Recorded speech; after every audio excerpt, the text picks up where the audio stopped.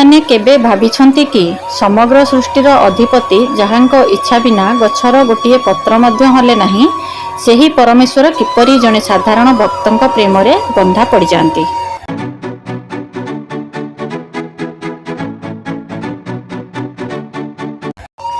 जय जगन्नाथ सांग माने, राधे राधे। आज आमे जानिबा श्री जगन्नाथंक लीला रहस्यर षष्ठ अध्याय प्रेमाधीन श्रीकृष्णंकर अवशिष्टांश एही अध्याय रे।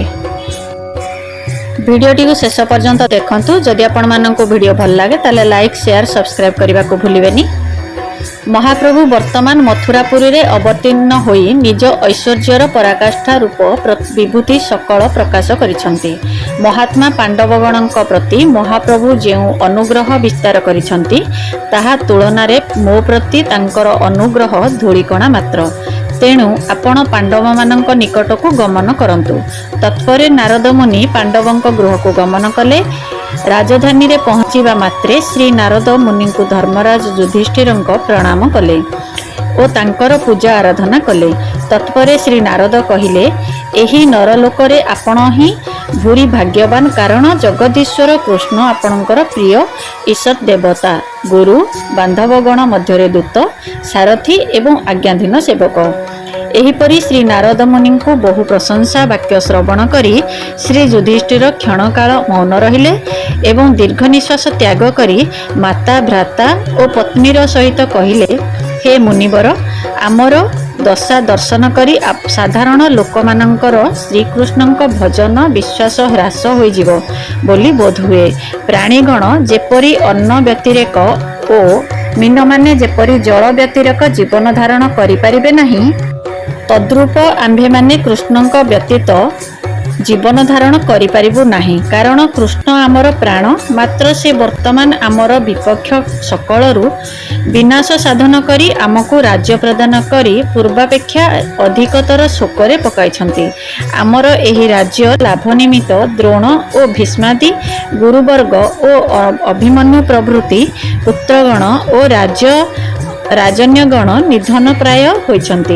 मात्र वर्तमान साधु संग तथा श्रीकृष्णंकर संगरु वंचित होई एही संसार रे क्षण काल निमित्त आमे किछि मात्र सुख लाभ करि पारु नाहु। तेणु आम्भे किपरि श्रीकृष्णंकर कृपा पात्र। परंतु संप्रति श्रीकृष्ण द्वारकार अवस्थान करी तांकर परम बंधु और परम सौभाग्यशाली प्रियतम जादवगणंकर सदा सुख दान करुछन्ति। अतएव आपण सेही जादवगणंक निकट को गमन करंतु। एकथा शुणी श्री नारद मुनि द्वारकापुर को गमन कले। द्वारकारे सुधर्मा सभारे जादवगण उग्रसेन को बेष्टन करी शोभा पाउछन्ति एवं श्रीकृष्णंकर प्रतीक्षा करिछन्ति। तत्परे श्री नारद मुनि जादवगणंकर सौभाग्य वर्णना करने लगिले। महाराजाधिराजा उग्रसेन को दर्शन करी श्री नारद मुनि कहिले, आपण जगतरे श्रीकृष्णंकर कृष्णपाद रूपे प्रसिद्ध। आपणक एही सौभाग्यर महिमा किए वर्णना करिपारे। एहा शुणी श्री उग्रसेन कहिले, हे मुनिवर, ए सकल सत्य। मात्र आम्भमानंक मध्यरे श्रीमान उद्धव श्रेष्ठ, से तांकर मंत्री, शिष्य, भृत्य और परम प्रिय अटंती। उद्धवंकु छाड़ी केबे से केउठाकु जांती नाही। भगवान जदि केउठाकु जाई पारंती नाही, तेबे से उद्धवंकु निजर गमन योग्य स्थान को प्रेरण करंती। श्री उद्धवंक सौभाग्यर कथा कौन बा कहिबी। से शैशव कालरू प्रभुंकर पादपद्म सेवारे आविष्ट। अतएव आपण उद्धवंक निकट को गमन करंतु। तत्परे श्री नारद उद्धवंक अन्वेषण करने को लगिले। सेही दिन जेउ कारणवशत विमना होई श्रीमद उद्धव अंत प्रकोष्ठ रे निद्रित प्रभुर पार्श्व परित्याग करी अदूरे द्वार देश रे उपविष्ट थिले, ताहा सह श्री बलदेव, श्री देवकी, श्री रोहिणी और श्री रुक्मिणी, श्री सत्यभामा प्रभृति महिषीगण और कंस माता पद्मावती और दासीगण बसिथिले। श्री नारद मुनि प्रेमाश्रु वर्षण करी सेठारे जाई उपस्थित हेले एवं प्रेमपूर्ण वाक्य कहिले, ओहो, श्रीकृष्णंकर पूर्ववर्त कमलास नदी और परवर्ती प्रद्युम्नादि तनय सकल संकर्षणादि भ्रातृगण, शिवादि सहृतगण, रमादि भाज्यागण, एपरिकी अनुपम निज श्रीमूर्ति मध्य श्री उद्धवंक ठारु प्रियतम नुहे। ଏହା ଶ୍ରବଣ କରି ଶ୍ରୀମାନ ଉଦ୍ଧବ କହିଲେ, हे सर्वज्ञ सत्यवादी श्रेष्ठ मुनिवरगण, प्रभु आपण मोर महासौभाग्य कथा शुणु। अर्थात संप्रति मु ब्रज को गमन करी जहा किछि अनुभव प्राप्ति होइछि तद्वारा मोर सौभाग्य गर्व चूर्ण चूर्ण हो जाइछि। ब्रज जनर कृष्णानुराग वृत्तांत थरे श्रवण करंतु। श्री रोहिणी कहिले, हे हरिदास उद्धव, तुमे क्षांत हुओ। मु जो मानकर चिंता परित्याग करी किंचित सुखी होइछि सेही सौभाग्यर गंध रहित दैन्य सागरे निमग्न भीषण विरह वर्षरे जर्जरित ब्रजवासीगणकर कथा मोर स्मृतिपथ को आनयन करना। श्री जशोदांक रोदनरे कठिन पाषाण मध्य तरली जाइछि। सुरमणीय ब्रजमंडल आदि विदीर्ण हो जाइछि। आउ गोपीगण जीवित कि मृत सेमानंक कथा किए बा मुखरे वर्णना करि परिबो। ब्रजवासीगण कृष्ण माधुर्य मोहित होई केवल ताहांकर मंगल कामना करती, केबे हेले निजर मंगल चिंता करती नाही। ଏହା ଶ୍ରବଣ କରି कंसर माता पद्मावती शिर कंपन करी कहिले, रोहिणी तुमे सेही ब्रजवासी को प्रशंसा करुछ। श्रीकृष्ण बाल्यकालरू कंटकारण्य निर्दय गोपीगणक गाभीगण को पालन करथिले।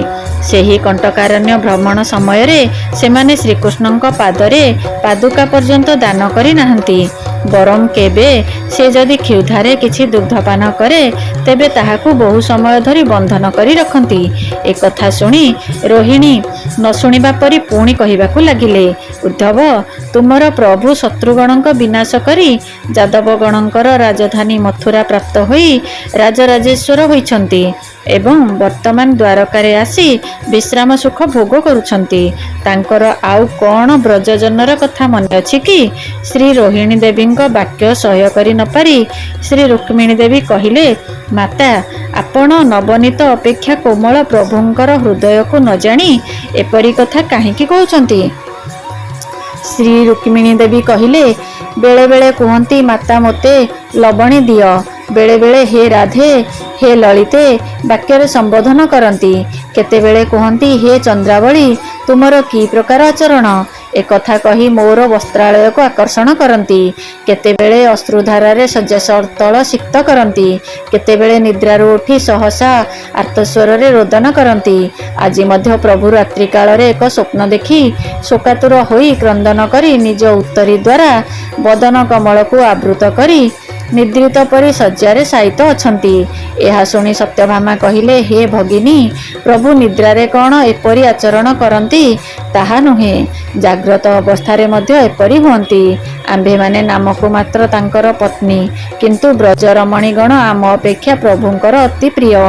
एक कथा शुणी बलदेव क्रोधरे कहिले, हे बधुगण श्रीकृष्णंकर ए प्रकार स्वप्न चरितादि कपट चातुरी यह आंभमानंकर अति वंचन निमित्त, नचेत से कौन ब्रजर ए अवस्था ब्रज को गमन करी केवल कहते मु जीवी।